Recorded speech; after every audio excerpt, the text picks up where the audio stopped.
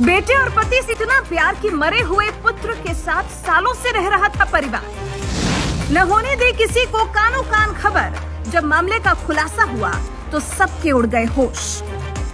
जी, विश्वास नहीं हुआ कि मरे हुए व्यक्ति के साथ में कोई सालों साल कैसे रह सकता है। पर ऐसा ही हैरत में डाल देने वाला मामला निकलकर सामने आया है कानपुर से, जहां तकरीबन एक परिवार 1.5 साल तक लाश के साथ रहा। कानपुर के रावतपुर के कृष्णापुरी इलाके में विमलेश का पूरा परिवार एक साथ रहता है। उसके 2 भाई, उनकी पत्नियां, बच्चे और माता पिता।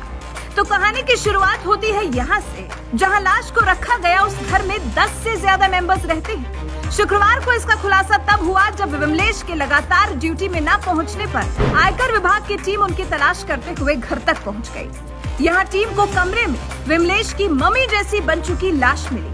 इसे देख सब ताज्जुब हो गए कि कैसे कोई 1.5 साल तक लाश के साथ रह सकता है। इसी के साथ ही ये प्रश्न भी खड़ा होना शुरू हुआ कि कैसे लाश से सड़न बदबू नहीं आई। परिवार ने आखिर लाश को कैसे संजो कर रखा? लाश के साथ परिवार कैसे रहता था? मौत के सदमे से क्या 2 भाइयों का परिवार, माँ बाप और पत्नी मानसिक बीमार हो गए? और भी बहुत कुछ। ऐसे में दैनिक भास्कर की टीम यहाँ पहुंची और उन्होंने इसकी पड़ताल करनी शुरू की। इस पड़ताल में जो चीजें निकलकर बाहर आई वो काफी हैरान करने वाली थी। ऐसे में हम आपको शुरू से लेकर विमलेश की पूरी स्टोरी आपको डिटेल में सुनाएंगे। विमलेश की मौत कोरोना की दूसरी लहर में यानी 22 अप्रैल 2021 को ही हो गई थी। ये आयकर विभाग में अहमदाबाद में असिस्टेंट ऑफिसर के पद पर तैनात थे। कोविड की दूसरी लहर के दौरान उनकी तबीयत बिगड़ी। परिजन अहमदाबाद से उनको लेकर लखनऊ आए। वहाँ सुधार नहीं हुआ तो फिर कानपुर लाए। यहाँ बिरहाना रोड स्थित मोती नर्सिंग होम में एडमिट कराया। इलाज के दौरान 22 अप्रैल 2021 को उनकी मौत हो गई। अस्पताल ने डेथ सर्टिफिकेट भी जारी करके लाश परिजनों को सौंप दी। 23 अप्रैल की सुबह परिजन शव का अंतिम संस्कार करने जा रहे थे, तभी उन्हें शरीर में हरकत का एहसास हुआ। हाथ में ऑक्सीमीटर लगाया तो पल्स रेट और ऑक्सीजन लेवल बताने लगा। तब परिवार ने अंतिम संस्कार कैंसिल कर दिया। कोरोना का वक्त था, ऐसे में अंतिम संस्कार में परिवार के लोग ही थे। परिजन फिर विमलेश को दूसरे हॉस्पिटल में भर्ती कराने का प्रयास करने लगे, लेकिन कोविड की महामारी में हॉस्पिटल्स में कोई सुनने वाला नहीं था। किसी भी हॉस्पिटल में न तो परिवार की बात ठीक से सुनी गई और न ही एडमिट कराया गया। थक हार कर परिवार विमलेश के शव को जिंदा मानकर वापस घर ले आया।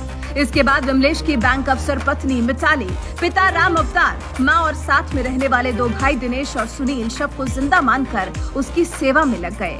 सुबह शाम शव की डिटॉल से सफाई, तेल मालिश, रोजाना कपड़े और बिस्तर बदलना, कमरे का 24 घंटे एसी ऑन रखना, ये सब 1.5 साल तक ऐसे ही चलता रहा। शुक्रवार को शव रखे होने के खुलासे के बाद जांच के लिए additional CMO doctor Gautam team के साथ मौके पर पहुंचे। उन्होंने परिजन, खासकर उनके माता पिता को भरोसे में लिया। कहा अगर विमलेश जिंदा है तो हैलेट अस्पताल में उनका इलाज किया जाएगा। इसके बाद उनकी टीम मम्मी जैसे बन चुके शव को लेकर अस्पताल आई। जांच के दौरान मृत घोषित कर दिया। डॉक्टर गौतम ने बताया, विमलेश बेहद दुबले पतले थे। कोरोना के वक्त 1 महीने की बीमारी में शरीर और कमजोर हो गया था। घर में जिस कमरे में पलंग पर शव रखा था उसका एयर कंडीशनर 24 घंटे ऑन था। रोजाना बिस्तर और कपड़े बदले जाते थे। शव सूख कर अकड़ गया।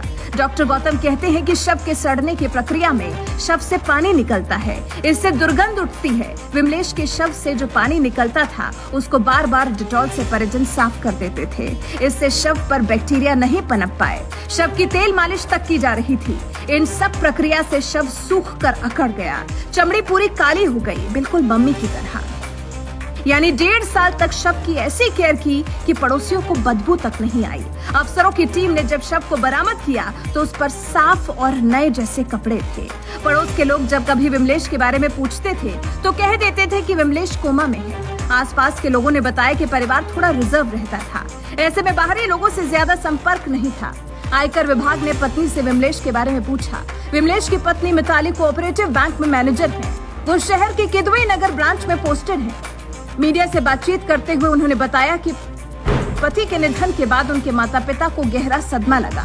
वो बेटे की मौत स्वीकार करने को तैयार नहीं थे। एक बार तो मुझे भी लगा कि सांसें चल रही हैं, दिल धड़क रहा है। हालांकि जब शरीर काला पड़ता गया और पूरी तरह से सूख गया तो मुझे यकीन हो गया कि अब शरीर में कुछ नहीं बचा है।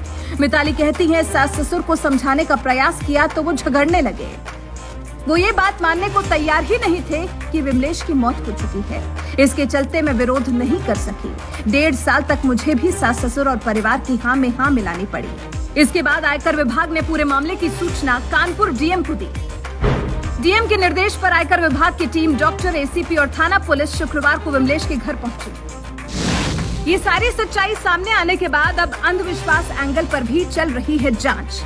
Kanpur police commissioner BP Jogdand ने बताया कि इस मामले में एडिशनल सीएमओ के निर्देशन में डॉक्टरों की टीम ने जांच की है।